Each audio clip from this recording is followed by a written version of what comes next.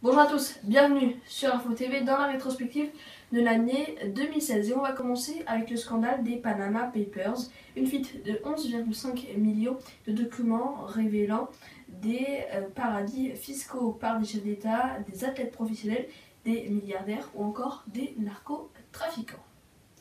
Au mois de mai, c'est l'île de France qui a été touchée par des crues. Des parties de la France étaient en vigilance rouge.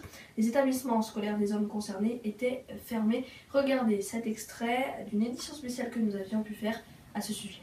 On commence donc par vous montrer ces images impressionnantes du centre-ville de Nemours, ville située à seulement 30 km de notre studio. Le centre-ville de Nemours est sous 1,30 m d'eau.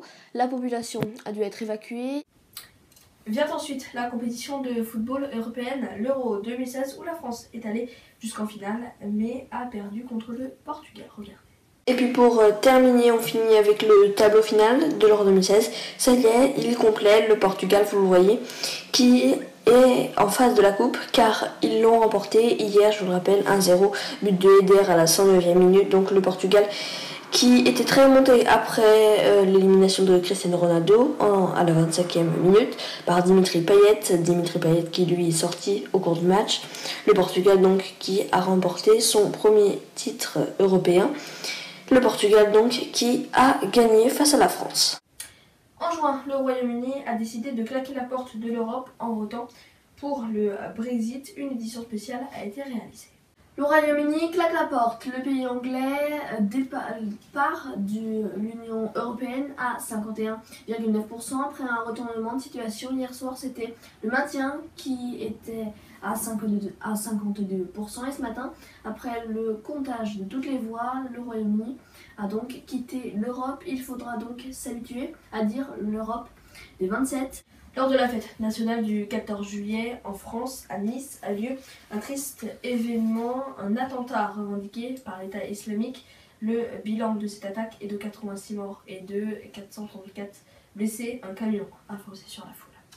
Déjà, il a été revendiqué par Daesh à 10h30 selon un communiqué de l'agence Amaq. Le chauffeur, donc, qui était bien tout seul aussi, on a eu ces précisions dans son camion. Mais a-t-il été aidé dans la logistique? C'est la question que se posent les enquêteurs. 12 jours après cet acte terrible, un autre attentat a eu lieu ce coup-ci dans une église à Saint-Étienne-du-Rouvray. Les deux assaillants, Adel Malik Petitjean et Adel Kermiche, ont tué le père Jacques Hamel. Pour l'instant, qu'un seul des deux tueurs est connu. Un s'appelle Adel Kermiche. Il a tenté de se rendre en Syrie en mars et mai 2016, une fois par l'Allemagne, une fois par la Suisse. Il était donc connu des services terroristes, il était fiché S. Adel Kermiche, il est né le 25 mars 1997 à Mont-Saint-Aignan. Le 5 août a eu lieu un incendie dans un bar de Rouen. Il a commencé après la chute dans les escaliers d'une personne qui portait le gâteau d'anniversaire avec des bougies. Le plafond s'est enflammé, les issues de secours étaient fermées. Un dispositif exceptionnel a été mis en place cette nuit pour faire face à l'incendie qui a ravagé un bar de Rouen, tuant 13 personnes et en blessant 6 autres. Cette nuit, c'est 80 pompiers, 40 policiers et le SAMU qui ont été déployés rapidement pour ce drame horrible, a confirmé le maire de la ville, Yvon Robert. En octobre, c'est la jungle de Calais qui a été totalement démantelée. En une semaine, des bus ont emmené les 6000 migrants de cette jungle dans des centres de réinsertion. Il y a plusieurs mois, on vous montrait le calvaire des chauffeurs de camions qui avaient peur que des migrants montent dans leurs camions. Regardez. Il est 3h du matin, Laurent va prendre la route, mais avant, inspection complète de son camion. Il vérifie s'ils ne se sont pas glissés en dessous de son camion et si sa bâche est bien costaud. Je regarde s'ils se sont pas mis dans les essieux.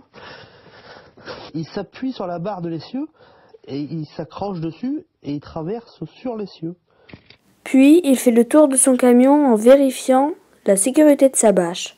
Alors c'est un câble en acier qui fait le tour de la remorque, donc sans interruption, et il vient fermer toutes les sangles de la remorque. C'est pas nouveau, ça a toujours existé sur les remorques. Maintenant avec les clandestins, on n'hésite pas à le mettre, hein. Ça devient systématique. Soudain, 2 migrants tentent de bloquer la route de Laurent avec un plot.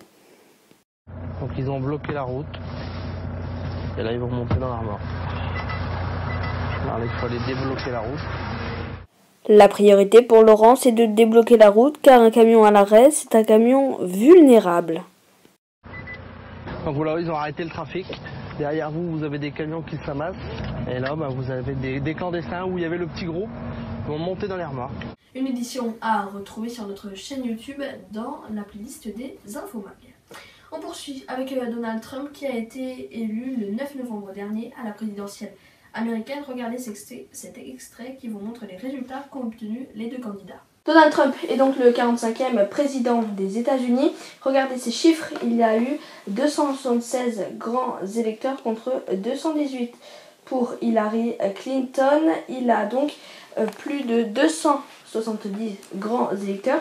C'est lui donc le nouveau président. On jette un coup d'œil sur les États conquis par les deux candidats et c'est donc une vague rouge qui se dessine. Le Parti républicain a emporté l'État de Floride, de l'Ohio et la Caroline du Nord. Pour finir cette rétrospective, on termine avec François Hollande qui a annoncé qu'il ne se représenterait pas à l'élection présidentielle de 2017. On l'écoute. Aussi, j'ai décidé de ne pas être candidat à l'élection présidentielle, au renouvellement donc de mon mandat. Et puis avant la fin de cette émission, je voulais souhaiter un anniversaire. Celui de notre chaîne Info TV a eu 1 an il y a 10 jours.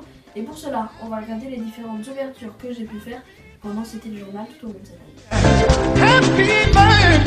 Il est 20h, très heureux de vous retrouver pour ce premier numéro du téléjournal. Voici les titres. 20h, très heureux de vous retrouver. Voici les titres de ce téléjournal numéro 6. Il est 20h sur Info TV, voici les titres de ce journal. Bonsoir à tous, très heureux de vous retrouver en ce vendredi soir, il est 20h, voici votre téléjournal numéro 16. Bonsoir à tous, il est 20h, bienvenue sur Info TV, voici les titres de ce téléjournal. C'est la fin de ce journal, merci de l'avoir suivi. Prochain rendez-vous avec l'information, c'est demain 11h30 avec Romain Lucas. À bientôt.